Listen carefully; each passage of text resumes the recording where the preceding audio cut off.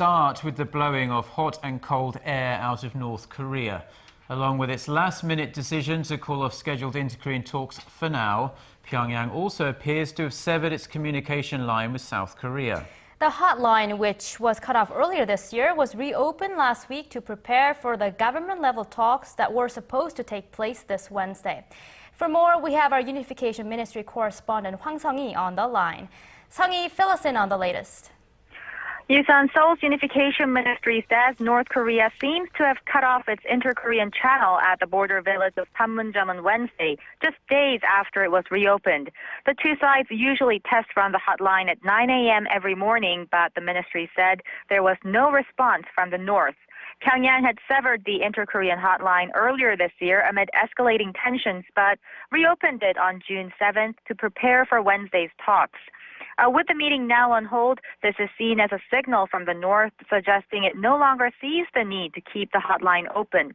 Now, just to recap, the two sides were planning to hold their first government-level talks in years on this Wednesday, but the north sent a unilateral notification on Tuesday evening that it will postpone sending its delegation due to the level of Seoul's top negotiator.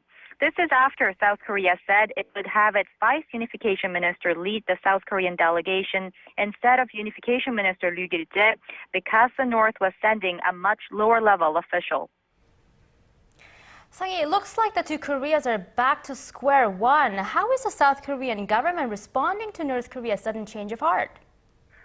Well, Yusan, the South Korean government has been holding meetings back-to-back since the talks were derailed last night. Unification Minister Ryu Gil-jae has convened an emergency meeting to come up with countermeasures after holding a meeting with related ministers at the government complex in Seoul this morning.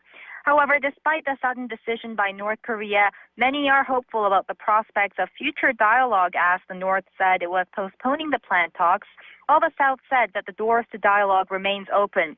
Also this morning, speaking to reporters, Unification Minister Ryu Gil-jae said that the current steps are just pains that the two Koreas have to go through in building a brand new relationship and that North Korea must deal with it with sincerity. But experts speculate that the relations between the two Koreas will return to their usual frosty state as the two sides are almost sure to blame each other for the sudden cancellation. And despite all this, North Korea published an article on Wednesday in its ruling party newspaper urging South Korea for joint celebrations to jointly celebrate the anniversaries of the June 15th and July 4th inter-Korean declarations.